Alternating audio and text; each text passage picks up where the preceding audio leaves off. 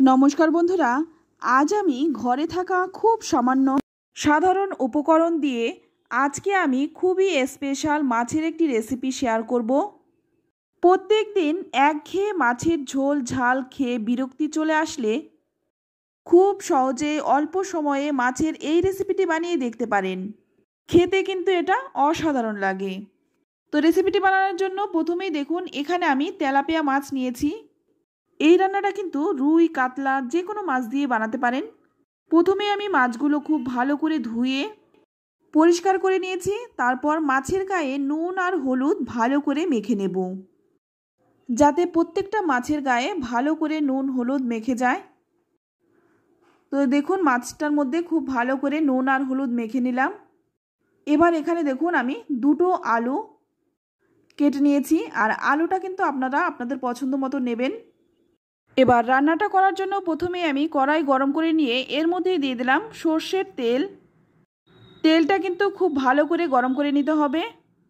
তেল যদি ভালো গরম না হয় তাহলে কিন্তু মাছ কড়াইতে লেগে যেতে পারে, তাই তেলটা খুব ভালো করে গরম করে নিতে হবে।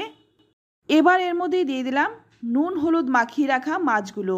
মাছ ভাজতে ভাজতে আমি একটা মশলা বানিয়ে নেব, আর মশলাটা কিন্তু আমি শিলেই বাটবো, আপনারা কিন্তু মিক্সিতে বেটে নিতে পারেন। তো প্রথমে আমি নিয়ে নিলাম 3টে শুকনো লঙ্কা আর 2টো কাঁচা লঙ্কা, ঝালটা নিজেদের স্বাদ অনুযায়ী দেবেন। নিয়ে নিলাম 1 চামচ গোটা জিরে আর 1 চামচ নিয়ে নিলাম হলুদ সর্ষে। সঙ্গে নিয়ে নিচ্ছি 1 ইঞ্চির মতো আদা।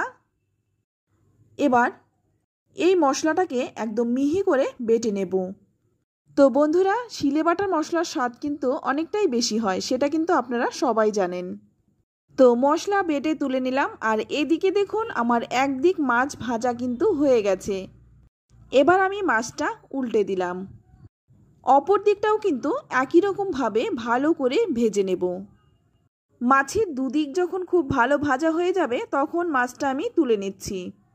আমি কিন্তু মাছটা 2 ব্যাচে ভেজে নিচ্ছি, আপনারা কিন্তু একবারেও ভেজে নিতে পারেন। এবার পরের মাছগুলো একইভাবে ভেজে নেব। ভালো করে মাছগুলো ভেজে তুলে নিলাম। আমি এখানে তেলাপিয়া মাছ দিয়ে করছি, আপনারা কিন্তু যে কোনো মাছেও করতে পারেন।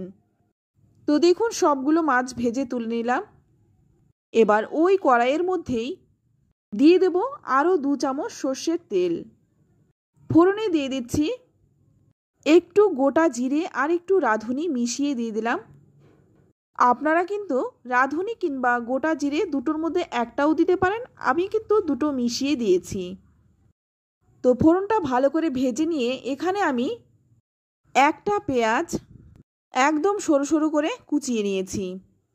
আমি এখানে পেঁয়াজটাকে কুচিয়ে দিয়েছি, আপনারা চাইলে কিন্তু বেটেও দিতে পারেন। এবার পেঁয়াজটাকে একটু ভালো করে লাল লাল করে ভেজে নেব।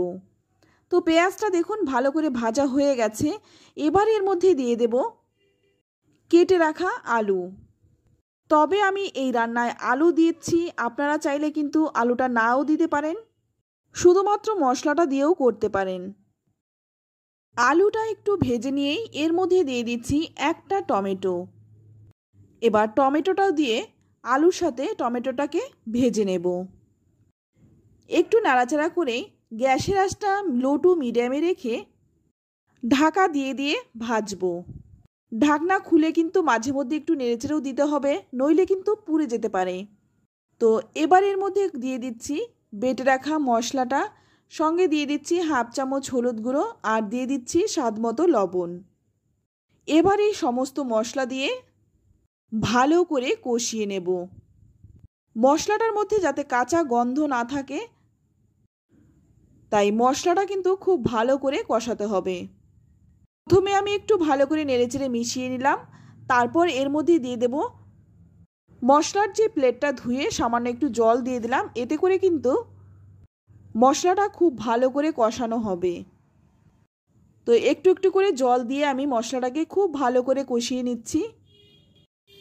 তো এখন কিন্তু মশলাটা অনেকটাই কষানো হয়ে গেছে। এবার একটু কমিয়ে দিয়ে 5 মিনিট ঢেকে রাখবো। তো 5 মিনিট ঢেকে রাখলাম কারণ মশলাটা কিন্তু খুব ভালো করে মজে যাবে আর মশলা থেকে তেলও ছেড়ে দেবে। মাঝখানে একবার একটু ঢাকনা খুলে নেড়েচেড়ে দিলাম যাতে নিচে লেগে না যায়। আবারও কিন্তু ঢেকে রাখবো। তো এখন দেখুন মশলাটা একদম সুন্দরভাবে কষানো হয়ে গেছে। এর থেকে বেশি কষানোর দরকার নেই।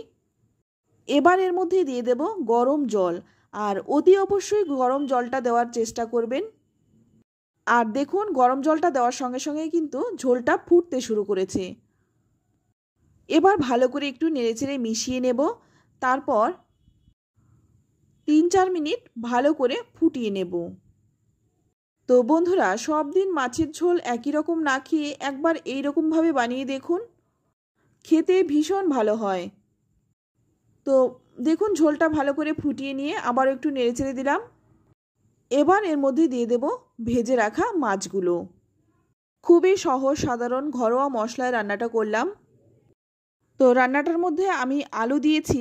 যারা আলু খেতে পছন্দ করেন না কিংবা সুগার আছে তারা কিন্তু আলুটা বাদ দিয়েও শুধু এই মশলাটা দিয়েও করতে পারেন।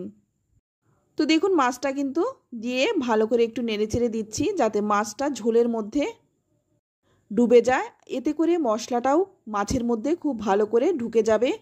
এবার গ্যাসের আঁচটা কমিয়ে একটা ঢাকা দিয়ে 10 মিনিট রেখে দিয়েছিলাম। এবার ঢাকনাটা খুলে নিয়ে ওপর থেকে দিয়ে দিচ্ছি একটু ধনেপাতা। নামানোর আগে ধনেপাতাটা দিলে এর গন্ধটাও যেমন সুন্দর হয় আর খেতেও কিন্তু ভালো লাগে। এবার একটু মাছটাকে হালকা করে নেড়েচেড়ে নামিয়ে নেব। তো দেখুন গ্যাসের আঁচটা বন্ধ করে দিয়েছি। তো বন্ধুরা, আমার এই সহজ সাধারণ মাছের রেসিপিটা আপনাদের কেমন লাগলো অবশ্যই কমেন্টে জানাবেন। আর রেসিপি দেখলে কিন্তু অবশ্যই লাইক, কমেন্ট, শেয়ার করতে ভুলবেন না কিন্তু। আর আপনি যদি আমার চ্যানেলে নতুন হয়ে থাকেন চ্যানেলটা সাবস্ক্রাইব করে নেওয়ার অনুরোধ রইল। মাছের ঝোল, ঝাল, মাছের কিন্তু নানা রকম রেসিপি আমরা করে থাকি।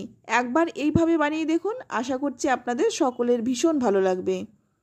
তো আজ এই পর্যন্ত, সকলেই ভালো থাকবেন। ধন্যবাদ।